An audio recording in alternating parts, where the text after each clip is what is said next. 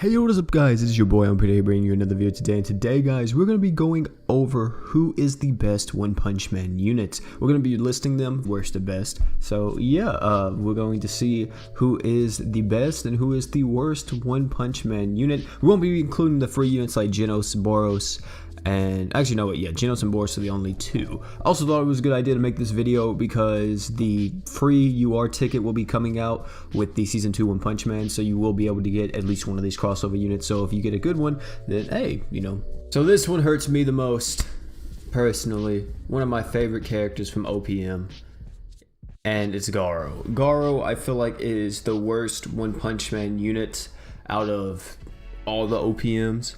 Literally, he's terrible. I don't know what the heck they were thinking whenever they made him. I thought he was going to be a really top tier dark unit, but we'll see very shortly who actually got the top tier treatment. So yeah, I'm really upset with the boy Goro. He doesn't do a lot for him. He has no innate art gen. He has no art gen at all. He just has a bunch of accuracy, reducing accuracy and reducing enemies' evasion rate, which is kind of weird. He does have a really cool true art where he can stack it up to 300%, so you're going to be able to deal a ton of damage once that's at 300%, but most stuff in the game won't last that long, so there's also that. And he's a stacking unit. I call him an erection unit whenever I first saw him. Whenever you start the fight, for 60 seconds you got to increase your attack and defense up to 50%, like passively, and you increase your own skill C2 recovery when near death by 100%. Everything about him is when near death, but even whenever he's near death, he doesn't get any art gen or anything like a Goblin Slayer. He just reduces his own damage and then increasing attack and defense and skill CT. Nothing in his kit gives him art gen. His slots are god awful for what he is. He's just nothing but physical attacks. So yeah, Goro takes the first step. Now this one may actually give me a lot of hate, but I personally really do think that she is probably the worst, or one of the worst units. But even with this being said, worse, like Goro's a B tier unit, but what I'm about to say about the next character, pretty much everybody from here onwards is A tier and above. So yeah, so the next character we're going to talk about is Fubuki. That will be our next unit. So not the worst unit, not the best unit, not even in the middle. So Fabuki, in my personal opinion, is pretty bad. The reason for that is because she does have a lot of increased magic damage and everything, but you have to look at something for her. She's a water unit, and I think that this devalues her, because here's the thing: the best magic team in the game right now is the Fire Mono Magic Nuke team. She's not a Mono Fire unit, so she can't be put on that team. That's the best magic team in my opinion, though, currently in global. Not only that, she is a water unit, like I said. On mono water, she's not even going to benefit anybody because everybody's a physical attacker. Pretty much everybody's a physical attacker that you will run on a, mono water setup. Apart from, is Rimuru physical? I don't think Rimuru's physical, but still, Rimuru's not going to deal that much damage even if you increase, his damage output. So it's you know what I mean? It's not really all that. However, this unit does get innate art gen. She does get increased damage to fire elemental enemies by 30%, so that's on top of her already 20% buff that she gets for being a type advantage against fire, so that's really good. And also she gains a barrier that negates 2500 damage at the beginning of the quest. But overall though, I mean, even with me saying that she's number 4 on this list, I think there's 5 units in total, yeah. So she's number 4 on this list. Even with that being said, she still is a very solid unit. Coming in at the number 3 spot, oh man, this one's actually kind of hard personally, I want to say.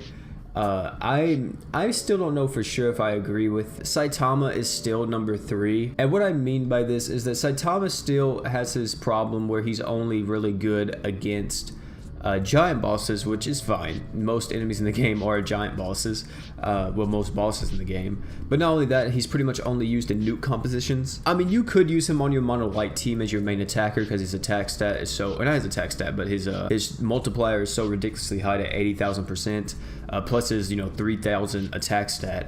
That's before factoring in equipment and stuff too. So it's pretty crazy. I definitely feel like that this right here, this man is definitely still number 3 though, just because he's a nuker. He's not really going to be used too much in certain situations, and in most situations you're going to be able to use someone who's just overall better at doing sustained DPS than a bursted DPS. So there is that as well. But he does have innate art gen with his normal art, which is really good. He does increase his damage to giant bosses by 50%, which is absolutely insanity with his 80,000% true art.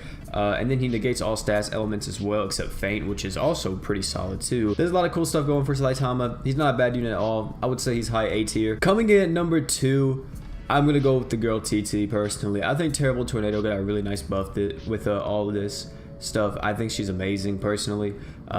She is really good. She is a breaker, but not only is she a breaker, she's actually can deal a lot of damage just with magic alone. She is an earth unit, so that is pretty good. You can put her on a mono earth team. You would have to take off, well actually, crazy part is about mono earth is a lot more flexible than mono water, I want to say, because with mono earth there's only 3 units you need. That's Norn, Finn, Earth Mira, and the last unit could be whoever you want. So you could put TT on there and still do work. So TT overall still a really great breaker. She's gonna be lowering break resist by 30% with skill. Her normal art is gonna reduce the enemy's magic resist by 25%. Her true art is gonna paralyze the enemy, and then for 8 seconds increase all allies break power by 50%, being able to break the boss even more. She has innate art gen. She increases BE generation by 100% during break, which is really good, and she increases damage dealt by 20% during break as well, while increasing her own magic resist, which is kind of the magic resist thing is whatever. The worst part about TT is definitely her slots. Her slots are 5-star magic, 5-star magic, and 4-star magic. That right there is definitely the worst. Personally, like her slots are just terrible. If her slots are like 5-star magic, 5-star magic, and like 4-star support or something, it'd be a little bit better. Or if it was like 5-star magic, 5-star physical, and like 4-star support, there's a lot of different combinations they could have did with this to make it better. But her being all magic attack is the only downside really to her kit. Pretty much she has everything else, the innate art gen and all that. I would say she would probably be one of the best breakers in the game if she didn't have this all these magic attack slots, and she had like a physical attack slot. She'd probably be one of the best breakers in the game just because of all the stuff she can do.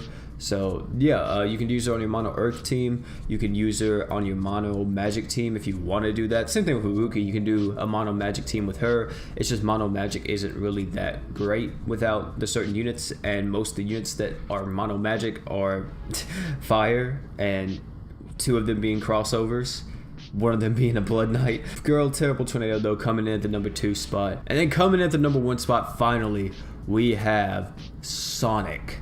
Sonic, what an absolute beast he is. Sonic is so fucking good in this game. I don't know what they were thinking whenever they made this unit. I personally was like, bro, why couldn't this been Goro? Personally, I was like, bro, why couldn't this been the Goro? Because I would have preferred it a lot more if it was Goro doing this than Sonic, because they always do the unit that probably no one really cares about too much as the main unit. So yeah, Sonic is here. So Sonic, what does he have? He has a 5-star physical, 5-star defense, and 4-star support slots. His skill is an 8-second cooldown, 2100% fire damage physical for 5 seconds, reduce all enemies defense by 20%. That's niche. It's not really like anything crazy, but still it's going to be a debuff either way. His normal art gives him own physical evasion rate by 30%, so you're going to be able to evade physical attacks a little bit better, and you get art gauge up 3 per second for yourself, not for everybody else, just for yourself. You'll get 3 art gauge per second for 15 seconds, so that is really nice. And then his true art is 35,000% dark damage physical for 20 seconds, increase own crit rate by 100% and evasion rate by 30%, 1200 break. Now his breaking, you may see that as like, dang, he has no break. But the thing is that this guy gets absolutely absurd once you factor in his ability. So his ability is he increases equipment CT recovery speed by 10%, increases own damage by the total percentage of own critical rate buffs, a 1% to 1% ratio, and he increases physical evasion rate by 10%. So what does this mean, OP? The critical rate buffs 1 to 1. That means that every 1% of crit rate that he has gives him 1% of damage. So in reality, the highest you can really get in like an actual, like in most situations, would be like around 300%. In most situations, like you could get him up to 300% crit rate, and he will increase his damage by 300%. So there's a lot of stuff that right there, man. That's a lot of dope stuff right there. So if you want to, you could definitely run him on a team with like Vox, Regulus, and him.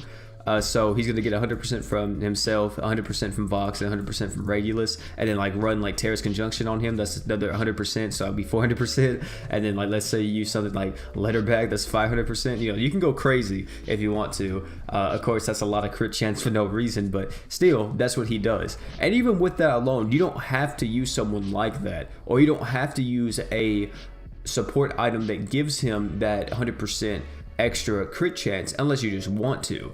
But if you don't do that, you will still get that 100% damage up on his true art because his crit rate increases by 100% with his true art automatically. So you're still gonna get 100% damage no matter what. That is guaranteed. Everything after that though isn't. So it's up to you. But even with that, he still becomes a really hard hitter. He is like, I think, low S tier in JP. That's what most people say he is. So he's really good. His slots are actually pretty solid too, with 5-star physical, 5-star defense, and 4-star support. So yeah, this guy is pretty nasty. I just really wish there was someone else because I feel like not that many people care about Sonic. So yeah, but guys, that is the top 5. I guess that was a top 5, wasn't it? The top 5 are the best units from One Punch Man. Worst to best.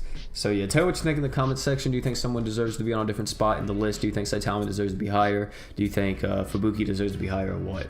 So yeah, for that, guys, thank you all for coming out, man. It's been your boy OP. Don't forget to like, comment, and subscribe for more Grand Summoners content on the channel. And yeah, it's been your boy OP, guys, and I'm out, guys. Peace.